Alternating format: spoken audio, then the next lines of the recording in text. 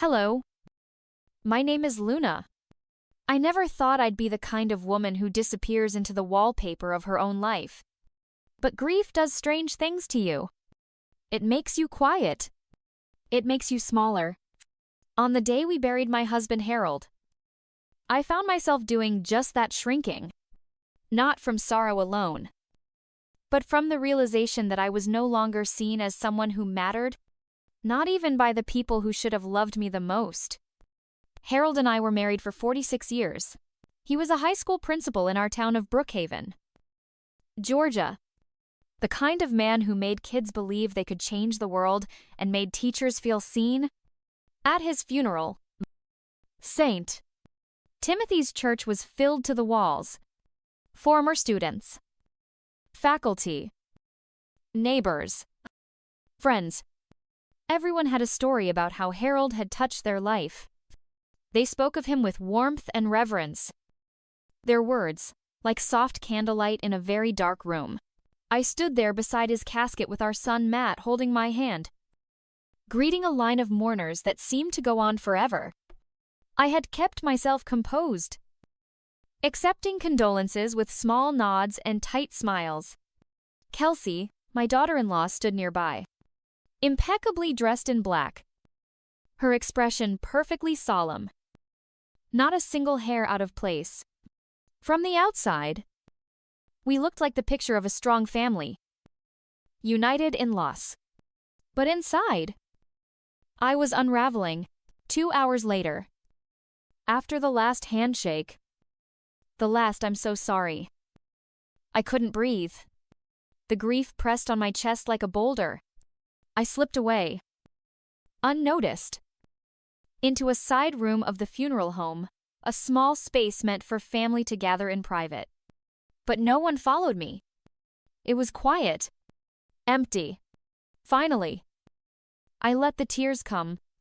I don't know how long I sat there in the corner, crumpled like a used napkin. When I heard the door creak open, I wiped my face quickly. Whoever it was, I didn't want them to see me like that. But they didn't notice me. They didn't even see me at all. It was Matt and Kelsey. I stayed silent, frozen in place behind a large arrangement of white lilies. I should have announced myself. I should have stood and made my presence known. But something in Kelsey's voice stopped me cold. "I told you we should have brought this up before he died," she said. "Matsayed. It wasn't the right time. He was already going through enough. Well, now we have to deal with her." Kelsey snapped. "You need to talk to the lawyer first thing Monday. We need to know exactly what we're getting and how fast we can move this along." My heart stopped. "Can we please not do this right now?" Matt said, his voice low. "He's not even in the ground yet. And your mother's not getting any younger," she said. "That house is too big for her.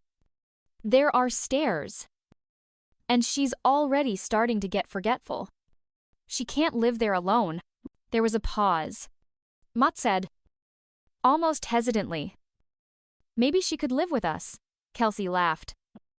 "Cold and clipped. In our house with my schedule. You know how she is always in everyone's business. I can't have her there, judging everything I do. She's my mother, Kelsey. And you're my husband. This is our future we're talking about. The money from that house could change things. Emma's tuition, finally paying off the SUV. I felt like the ground had opened beneath me. My husband hadn't even been lowered into the earth. And already they were calculating how to divide the remains of our life together. My life. Our home. "I'm not ready to talk about this," Matt said finally. "Well, don't put it off too long," she replied. "The market's hot right now." I heard the door close behind them. The silence that followed wasn't peaceful. It was devastating. They called me forgetful. Abuden. The old woman, as if I were some piece of furniture they didn't know where to store. I sat there for what felt like hours before I could stand. My legs shook as I made my way back to the reception room. People smiled gently at me, patted my arm, asked how I was holding up. I nodded, said I was fine. But I wasn't. I kept hearing Harold's voice from just a few days before. We'd been going over paperwork, he insisted. Even though he could barely sit up in bed, I remember him taking my hand and saying, "I've made sure everything is in place. Luna, you won't have to worry. I've taken care of you." At the time, I thought he was just trying to ease my mind. But now I wondered if he knew exactly what he was protecting me from. That night, I wandered the house in silence. The cardigan Harold always wore still hung on the hook by the door. His reading glasses were on the nightstand. A crossword puzzle lay half-finished on the coffee table, the home we built together full of tiny remnants of him, yet already starting to feel unfamiliar. I stared out the kitchen window, hands pressed to the counter. My reflection stared back at me, older, smaller, more fragile than I remembered. I whispered to the empty room, "What happens now?"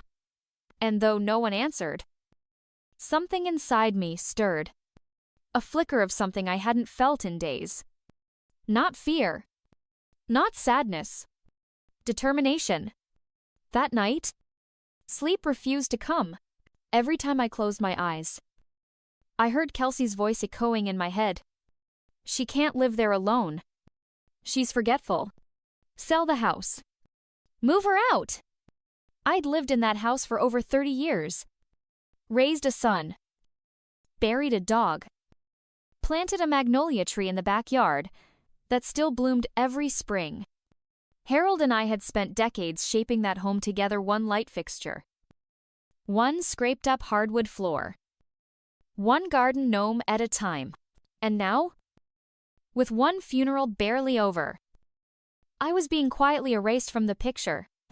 At sunrise, I made a cup of tea and sat in the breakfast nook where Harold used to read the paper every morning. His chair across from me was still slightly pulled out, as if he had just stepped away. I stared at it for a long time. Then I picked up a notepad and began writing. It wasn't a letter. It wasn't a plan. It was just a list of everything I wanted to remember. The hydrangeas out front, the rattle in the laundry door hinge, the chipped blue plate Harold always used for toast. I didn't know why I was writing it all down. Only that it felt like an act of claiming. This was mine. Ours. Not a future investment opportunity. Around 10 that morning, there was a knock at the door. When I opened it, there she was. Kelsey, holding a casserole dish and wearing that performative smile she wore so well. "Morning, Luna," she said. Like nothing was wrong. "I made chicken and wild rice. Thought you might not feel like cooking." I stepped aside and let her in. She moved like she owned the place, setting the dish down, peeking into the fridge, opening a cabinet or two like she couldn't help herself. "Let me help you get a bit more organized," she said lightly. "This kitchen's always been so cozy." That word, cozy. It was how people politely called something outdated or cluttered. And she said it while reaching for the spice rack. Harold had built me for our 30th anniversary. I nearly slapped her hand away. "I've managed fine with this kitchen for 3 decades," I said, sharper than I meant to. She blinked, surprised. Then the mask slid back on. "Of course you have. I just thought, well, now that Harold's gone, you might want help streamlining." She glanced at the empty chair again. "Now that you're alone," I set 2 mugs on the table and sat. "Coffee, sure," she said, sitting across from me. "Actually, I was hoping to talk to you about the future." There it was. "I know it's early," she continued, "but Matt and I have been looking into some senior living communities. Just options. Nothing final." I said nothing. "There's this one in Buckhead. She went on. It's lovely. Private apartments. On-site nurses. Activities. Book clubs. It's not a nursing home. Luna. It's a lifestyle. A lifestyle. I repeated. Yes. And, well, the house is just a lot. 2 stories. Big yard. Maintenance. I took a sip of coffee, keeping my eyes on her. We've had a yard guy for 10 years. The water heater's newer than your car. The stairs keep my knees in shape. Kelsey paused, then pulled a glossy brochure from her bag. Just look it over. That's all I'm asking. I glanced down at the cover. Smiling seniors playing bocce. A woman in white capris laughing beside a man in a golf hat. I didn't see myself there. I saw marketing. Have you spoken to Matt's lawyer yet? I asked. She blinked. What I noticed, Harold had several appointments with Mr. Hamlin before he passed. Just wondering if you've spoken to him. Her smile tightened. That's Matt's department. She stood up, brushing invisible crumbs from her skirt. Well, I should get going. I've got a lunch with the PTA board. After she left, I stared at the brochures she'd left behind, fanned across my table like real estate cards at an open house. I pushed them aside and opened Harold's calendar. Sure enough, there were 3 meetings with Mr. Hamlin in the last 6 weeks of his life. Something wasn't adding up. I wasn't being paranoid. I was being left out of conversations I had every right to be part of. That afternoon, I picked up the phone and called Dr. Anaid. Carver. Luna. He answered warmly. How are you holding up? Actually, I'm calling because I need something. I explained what had happened. The funeral. Kelsey's visit. The brochure. He was quiet for a beat. Harold asked me to prepare something. He said gently. In case this happened. My breath caught. It's a letter. He continued. He asked me to do a formal evaluation of your capacity. It says, very clearly, that you're in excellent health, both mentally and physically, and can continue to live independently. Would you like a copy? Yes. I whispered. I'll have it couriered over this evening. That evening, I stood on the porch when the envelope arrived. It was thin, just a page or 2, but I held it like it weighed 100 pounds. Because in that moment, it felt like the only weapon I had. I went to bed early. Letter on the nightstand next to Harold's picture. I stared at the ceiling. Wide awake. They were making plans for me. But Harold had made plans too.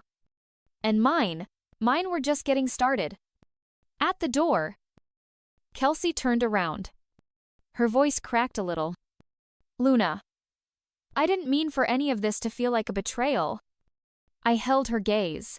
But it was. You knew what this house meant to me. And you still tried to take it. Matt didn't say a word. He just looked down at the floor. Then walked past the porch swing. Harold had built the same one he used to fall asleep on during warm summer evenings. I watched them drive away without waving. When the silence returned, it wasn't hollow. It was clean. Like someone had finally aired out a room that had been stale for too long. That night, I sat on the porch with a cup of tea, wrapped in Harold's old army blanket. The wind moved through the magnolia leaves like a whisper from the past. And I let myself smile. Not because everything was fixed, but because I had chosen myself. The next few weeks, I threw myself into reclaiming my days. I started waking up early again, just before sunrise. When the world was still quiet and soft, I made my own coffee, the old-fashioned way, and sipped it by the window as the sun climbed over the treetops. I pulled weeds from the garden. I dusted the photo frames, I even opened the piano bench for the first time in years and played Harold's favorite tune. Slow and clumsy, but honest. It was like meeting myself all over again. I began writing. 2. Nothing grand. Just small journal entries, memories, fragments of conversations. Smells that reminded me of childhood, but they stacked up quickly, like bricks. And before I knew it, I had dozens of pages in a binder. I called it the Magnolia Papers. Then came the knock. It was a Wednesday morning. I had just pulled banana bread from the oven. When I opened the door, a young woman stood there, holding a clipboard and a nervous smile. "Hi, I'm April," she said. "I'm part of a local heritage project. We're documenting historical homes in the area. And yours came up on our registry. Would you be open to an interview?" I blinked. "This house is on a registry." "Yes." "Mom? Built in 1919. It's one of the few still owned by its original family line. We think stories like yours matter." My throat tightened. For years, I had worried that once Harold was gone, the story would end. But here was this stranger, young, eager, respectful, telling me it still mattered. That I mattered. "Come on in," I said. April sat at the kitchen table. Recorder on. While I told her about the magnolia tree Harold planted with his father, about the creaky third step that never got fixed, about the storm of '92 when the roof caved in and we patched it ourselves. I told her about grief, about strength, about how easy it is for people to forget a woman's value once her partner's gone. But I also told her about resilience, about love that doesn't rot, about a voice that gets stronger when no one else is around to speak for you. April wiped her eyes at one point. "Would you mind if we shared parts of your story on the town's website?" I laughed softly. "As long as you spell my name right."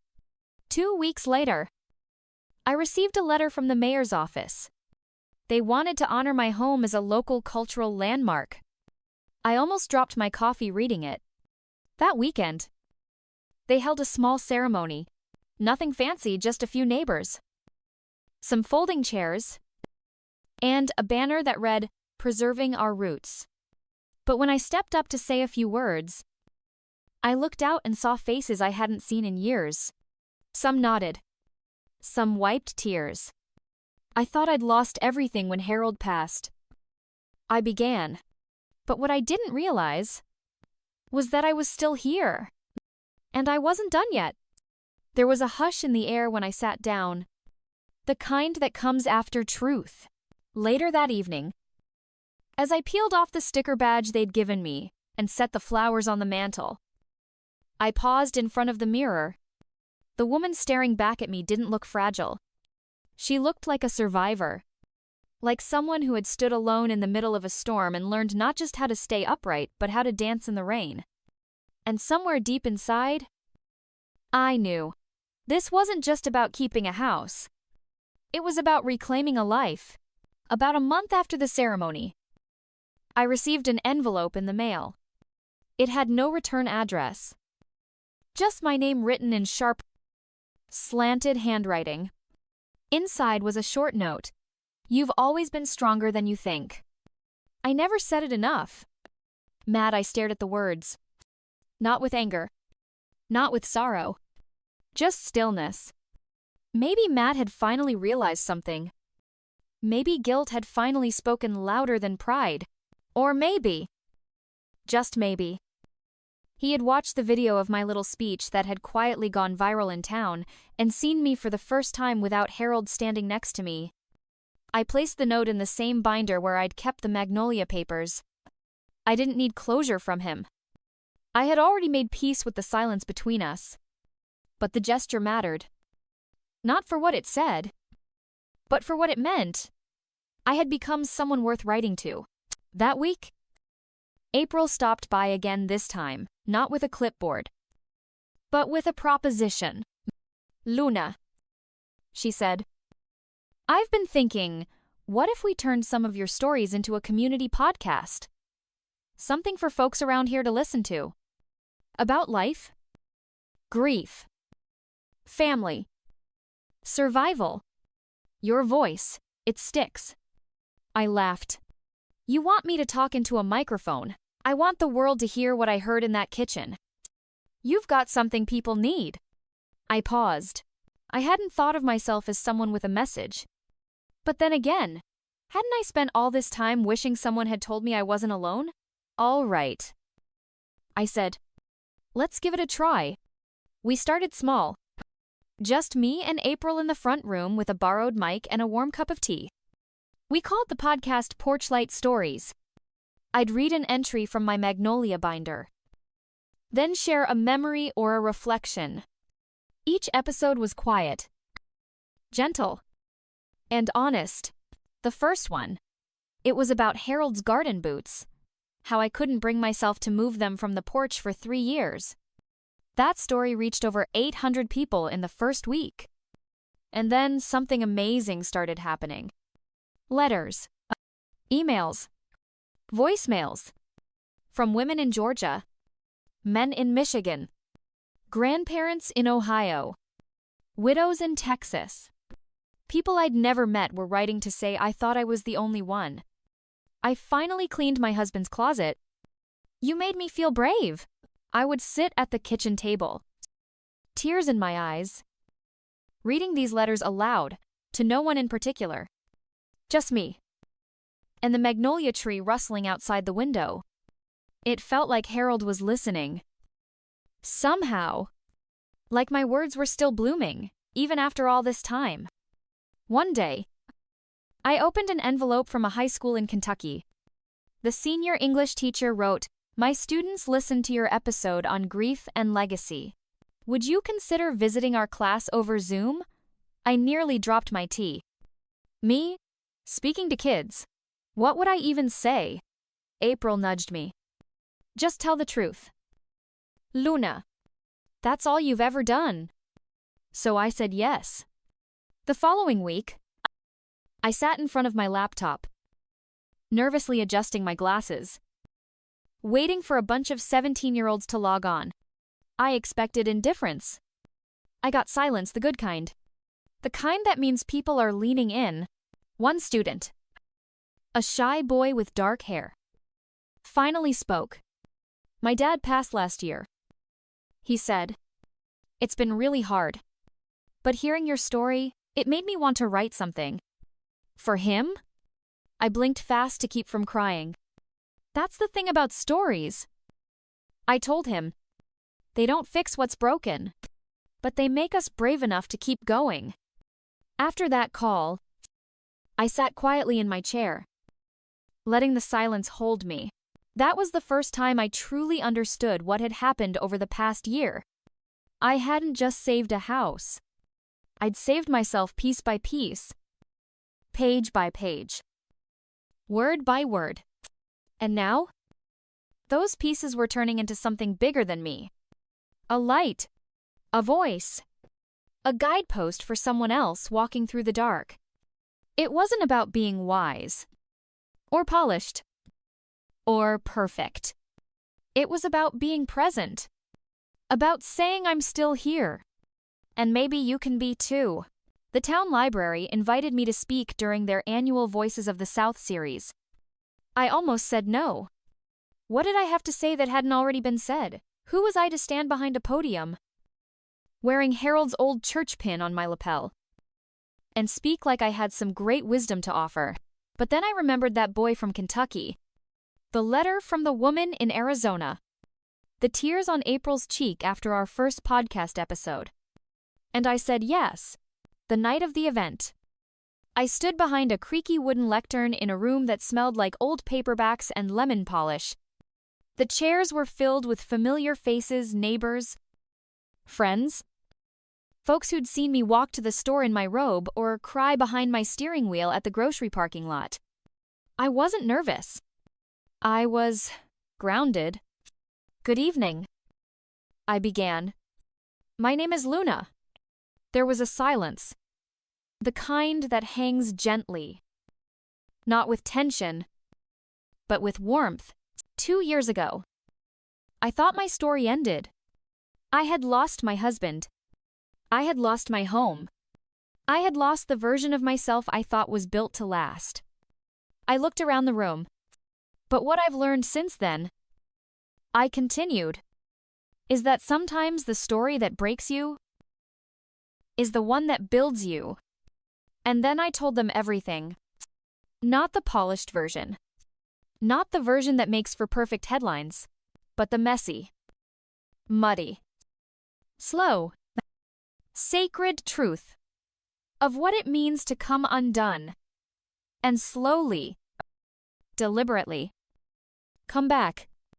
I spoke about silence, about empty beds and unpaid bills, about finding a moldy box of Harold's old fishing reels and sobbing in the garage, about learning how to ask for help without feeling like a burden. But most of all, I talked about starting over. Not because you want to, but because your soul has no other choice. When I finished, no one clapped right away. Instead, they stood, quietly, reverently, like something holy had just passed between us. That moment didn't fix anything. It didn't bring Harold back. It didn't erase the debt or the days I still cried on his birthday. But it did something more powerful. It reminded me and everyone else in that room that healing isn't loud. It's not triumphant or glamorous. It's often slow and invisible, like a seed breaking open in the soil before the world ever sees a single bloom. Months later, on the anniversary of Harold's passing, I sat on the porch with a fresh journal in my lap. I no longer called it the Magnolia Binder. That had served its time. Now it was just the becoming book. I wrote, "Today I did not cry. Today I remembered. Today I made banana bread and played music from the 70s. And let myself laugh out loud in the kitchen. Today I wore Harold's flannel and danced barefoot on the porch. Today I felt him. Not as a wound, but as a wind passing gently through the magnolia leaves. And you know something, that was enough." That night, April came by with sweet tea. She sat beside me, and we watched the stars blink to life. "You're different now," she said. I nodded. "I know. You ever think," she asked, "that everything you went through was so someone else wouldn't feel alone?" I looked out at the garden. The wind chimes sang their soft, rusty song. The magnolia tree stood tall in the moonlight, its branches full and thick with promise. I think," I whispered, "that pain is never wasted. Not if we let it become something. So here's what I've learned. And maybe, just maybe, what you needed to hear today. Your losses don't define you. Your brokenness isn't the end. You are not your worst day. Your deepest wound, or the silence that followed the goodbye you didn't want. You are the voice that still rises, the hand that still reaches, the hope that still flickers. Even in the thickest dark, you are, like me, a becoming. And if no one else has told you this today, let me be the first. You are still here. You are not too late. And your story is far from over.